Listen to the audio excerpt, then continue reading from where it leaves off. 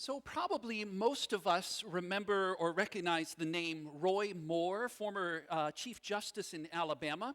He's been in the news just recently quite a bit, so it's become a name that's familiar. And maybe some of us even remember how he got into the national news to begin with.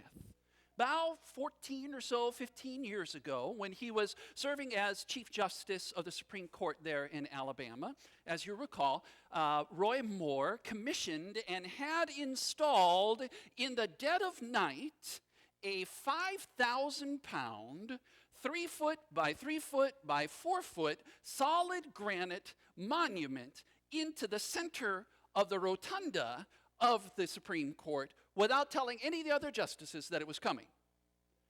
5,000-pound solid granite monument. He had the granite shipped down from Vermont, so it would be the best granite you could get. And it was beautifully, beautifully prepared. And to get a 5,000-pound granite monument into the rotunda, you have to be careful even how it gets there, because it will crack the floor if you don't follow just the right path in the dead of night. And as you recall, probably, on that monument was engraved, among other things, the 10 Commandments. Snuck into the rotunda in the middle of the night without telling the other justices. Now, there was a court challenge, and he was ordered by the court to remove that monument and maybe go through some proper channels. He refused. And along with some other things, this got him removed from the bench, and he was ordered to remove it from the rotunda, which eventually he did. Now, here's the thing. I didn't know until fairly recently that when he removed that from the rotunda, he took it home with him. I should have guessed. He kept it. And then, over the next span of time, he would take it with him on tour when he went to give a speech somewhere, at a convention or a gathering or things like that, strapped to a semi-trailer, open bed, strapped to this 5,000-pound granite monument, and he would take it with him where it would be, wait for it, the rock star of the show. Too early in the morning? But it was the star of the show. People would gather and wait in line to come and approach this 5,000-pound, 3-foot by 3-foot by 4-foot monument of the 10 Commandments. They would reach out to touch it. When they got it back, they had to clean it off because so many people were touching it. Joshua Green is a journalist writing for the Atlanta Monthly magazine, and he wrote along. He asked if he could accompany this monument for a time. What I didn't know is, so Roy Moore would take it with him, and sometimes people would ask for the monument and not Roy. So the monument would be the guest of honor, and they would bring it there. And Joshua, writing about this, riding along in this truck, said it was remarkable. Open bed trailer, right?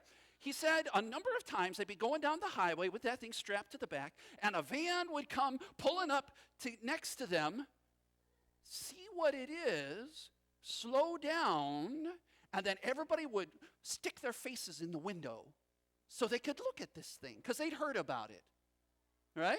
And then the next car would come up and everybody would be like, oh, what do they look at? Oh, and all the faces stick in the window and things like that. And so just car after car, people wanting to gather, to touch it, to reach out and see and experience this thing. Now here's something interesting too. Joshua, writing about this, said when it got home, it was kept at a monument maker facility. To get it off of the truck, they had a crane. It was a 57-foot yellow I-beam crane. And to watch that thing get strapped onto that and go to lift it up off the truck and put it back, he said you could visibly see that crane starting to buckle under the weight of that monument as it picked it up and swung it to where they would clean it, repair it, and store it. Now, isn't that quite an image there, right? A 5-ton yellow I-beam crane buckling under the weight of the 10 Commandments. That's probably about what we want to see. That's something that we would like that. We want something tangible, touchable, that sort of idea that I know where this is, this sort of immovable thing that I can go and see, this monument that is my checklist. Do this, don't do that, do this, and I am good. I can keep those in my pocket. Yep, haven't killed anybody yet today. I'm good. And it's only Tuesday. Right? As long as I can check off these things and I know I'm good, and did you see their checklist? Let me show you my monument and remind you, grab them by the scruff of the neck and say, do you see this? We like rules. We want rules. We need them. But also, we kind of like the idea of them being immobile right there, where I can go and check in, but I don't have to take them with me. Right? We like this idea of being engraved in stone, because then maybe it's easier to skirt them. When this world is a little different than the world where they made them. Oh, we like rules. We want them. We seek them. We need them. And then we have rules, too, that are unwritten. The rules that we never write down, and we never even say them out loud, but that shape and govern how we spend our day and how we behave, too. They're harder to spot because we don't usually put them on a monument. What we tend to do is put up a statue of somebody on a horse that casts us back to that. But these rules, you can see them at home is maybe the easiest. We have one in our house that says, please do not suck on your toes. Mostly that's unspoken, but there are days. Or think about the things that you don't talk about at home. Maybe you have an unwritten rule like, we don't discuss what happened at Thanksgiving 30 years ago at that one supper, right? Or this is the story that we tell every time because it puts people back where we need them to be. Unwritten rules are easier sometimes to spot at home. They're the ones that shape our behavior, but we've got them in our community too, right? Talking to people who grew up just up the street in Miller Beach. They tell me that growing up, they were warned, don't go to Valparaiso, it's dangerous. That's no joke, right? Down south, they had the Jim Crow laws, which were on the books and written down, but up here in the north, we kept them unwritten about who gets to live in which neighborhood, who will scare us out of our houses if they move next door, who is welcome, and who we will very carefully, and without saying it out loud, make sure they know they are not welcome. We have unwritten rules, too, that shape and guide our behavior and our lives. And this is what Jesus is up to today.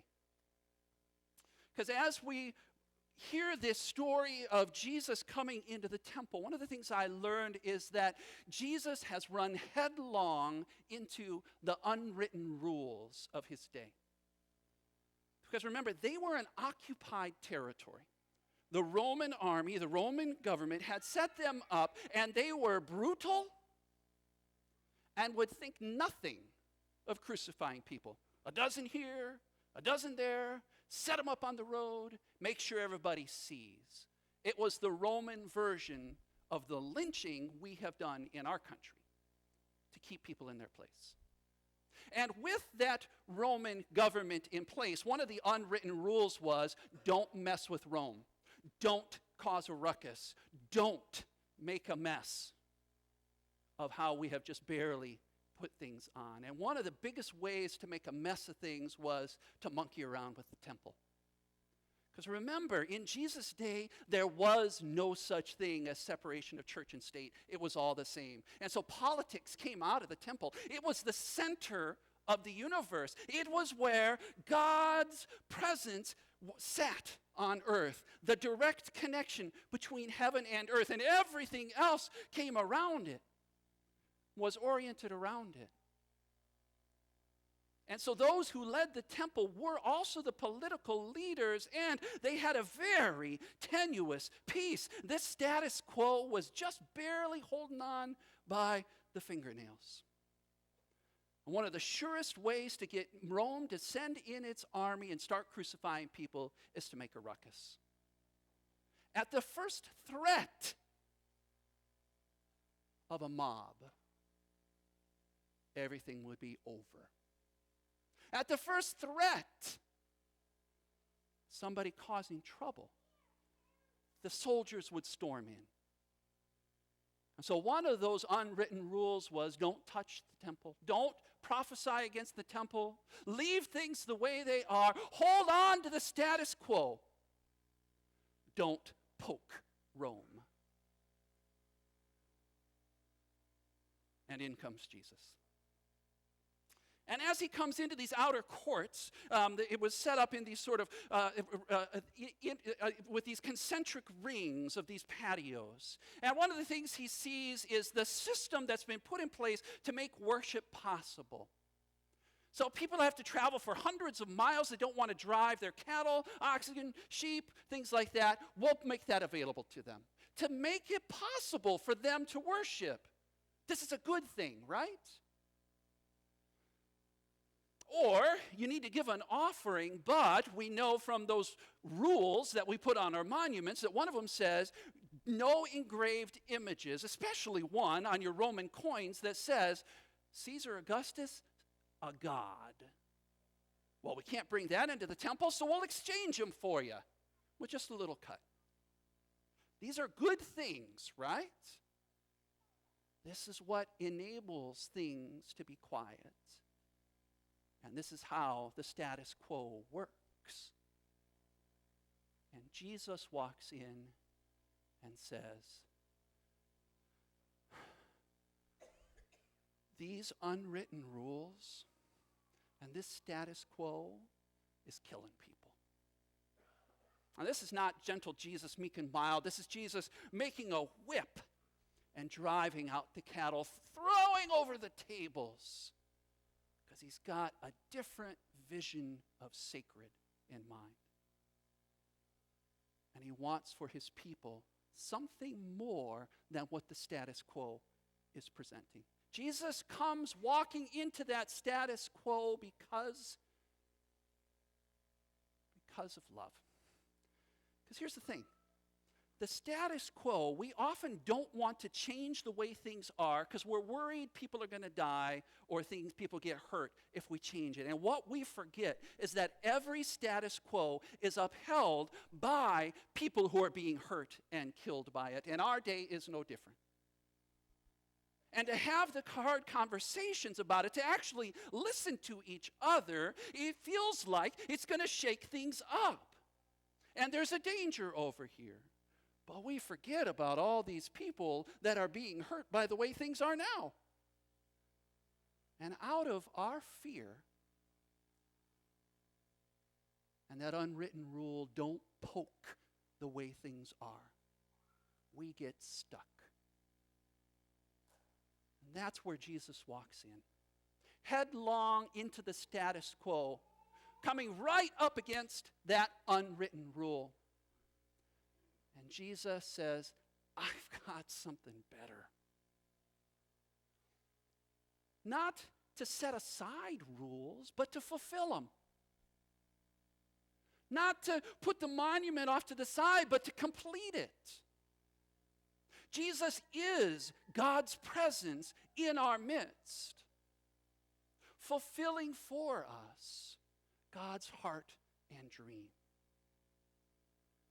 And what he has in mind for us is so much more than the way things are. He's offering a freedom that's not freedom from rules, but being set free so that we can serve each other because of how we're loved. Jesus walks in and offers that. Now, he knows what this is going to cost. We will put down anybody who challenges the status quo. He knows there's a cross to be paid. He knows we'll string them up. And he walks in and offers it anyway. Why would he do that? It's pretty simple. Jesus loves us too much to leave things with the status quo. Jesus loves the world too much to let things be the way they are. Jesus loves you too much to let us continue the way we are.